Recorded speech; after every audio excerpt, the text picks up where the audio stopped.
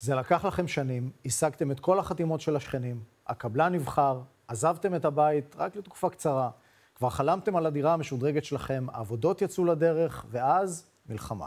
כן, נמצאים איתנו כאן מיכאל בלטרברט מחברת אקרו נדל"ן, התחדשות עירונית, ושומרת הדיירים החברתית, ג'ני הרבוב מחברת סיטיווייז. פינוי-בינוי בזמן מלחמה. מה למדנו מהסיטואציה הייחודית הזו? קודם כל למדנו לדעתי כמה ממ"דים הם חשובים וכמה הם מצילי חיים. מה שכבר מופיע בחוק הוא מחויב מאז שנות ה-90 לבנייה בבניינים חדשים. אנשים פתאום גילו את המשמעות שלו ואת החשיבות שלו. אבל זה מעבר לזה. למשל מיגון מבחינת בניינים ישנים, שתכף חוגגים את שנתם ה-70 או ה-80, והם מתפוררים ומתפרקים, ואנשים עדיין מתגוררים בהם. מה לגבי תשתיות ישנות בשכונות, שמזדקנות ומתפרקות, בכל גשם יש שיטפון, ובבוקר יש פקק תנועה שאי אפשר לצאת מהשכונה.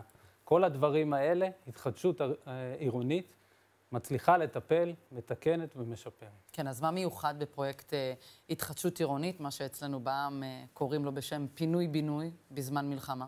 אני חושב שהמלחמה חידדה בעיקר את העובדה שהקשר בין בעלי הדירות לבין היזם, החברה היזמית שמוציאה לפועל את הפרויקט, צריכה להיות שותפות אמיתית בין הבעלים לבין היזם. שותפות שבאמת מבוססת על יציאה לדרך לא פשוטה, מאתגרת, ממסע ארוך. פרויקטים של התחדשות עירונית הם פרויקטים מאוד מאוד ארוכים, ולאורך הדרך הזאת פוגשים דברים שהם צפויים ומכשולים שהם לא צפויים. מלחמה למשל זה דבר שהוא מאוד לא צפוי וצריך לצלוח אותו, וצריך לצלוח אותו ביחד. בטח יש כמה צופים ששואלים את עצמם עכשיו גם, למה בעלי הדירות צריכים להתחשב ביזם? אני בעל דירה, מה אכפת לי אם היזם מרוויח או מפסיד? העיקר שאני מרוויח. צריך להבין בסופו של דבר שהרווחיות של היזם למשל היא תעודת הביטוח, אני אומר את זה תמיד, היא תעודת הביטוח של בעלי הדירות לכך שהפרויקט הזה יצא לפועל. שאלת השאלות, ג'ני, איך בוחרים יזם?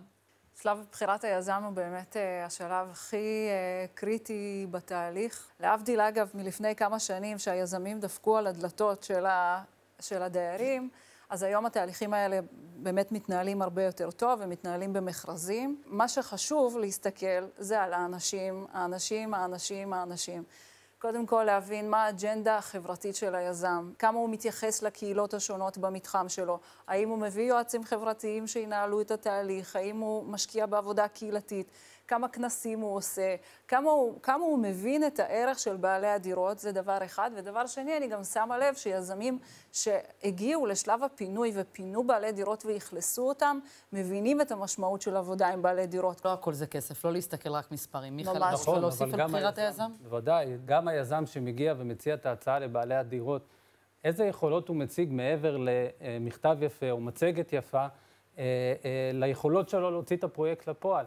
יש לו ניסיון בסדר גודל כזה של פרויקטים, הוא עשה פרויקטים בעיר הזאת, בסדר גודל הזה. יזם היום צריך להביא סל שלם של כלים וניסיון מוכח בשימוש בכלים האלה, יחד עם פרויקטים שהוא בסופו של דבר הביא לקו הסיום וסיים אותם, ולהציג אותם בפני הדיירים, ושהדיירים יבחרו את החברה הטובה ביותר. כולנו מכירים את הרכיב הכי בנאלי, כן, בתמורה, מה תוספת המטרים לשטח הדירה הקיימת.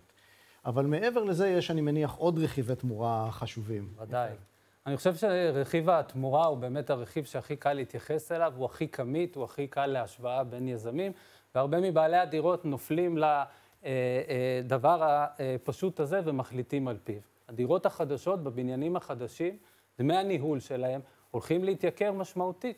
יכול להיות שהדיירים, אם הם יחשבו מספיק רחוק, יבינו שלמשל דמי הניהול האלה קצת יהיו יקרים להם מדי וכבדים, ויכול להיות שוויתור על מטר שניים בדירה, יעזור ליזם לממן את דמי הניהול עבור הדיירים למשך למשל 5 שנים, 10 שנים. מחשבה נכונה. אלה דברים שמאוד חשוב לקחת אותם בחשבון, כי הפרויקט לא נגמר ביום שקיבלו את המפתח. תגידי, ג'ני, איזה צוות של בעלי מקצוע צריכים בעלי הדירות לקחת כשהם בוחרים יזם? קודם כל, צוות היועצים של בעלי הדירות חייב לכלול עורך דין, חייב לכלול שמאי, כדי שהוא יוכל להגיד לבעלי הדירות האם התמורה הזאת היא במטרים שהיזמים מציעים, היא באמת ריאלית והיא לא מסכנת את הפרויקט. כמובן יועץ חברתי, שאנחנו משוחדים, אבל יועצים חברתיים עוזרים לבעלי הדירות להתארגן נכון. איך מקבלים החלטות ביחד? איך אנחנו כחברי נציגות עכשיו?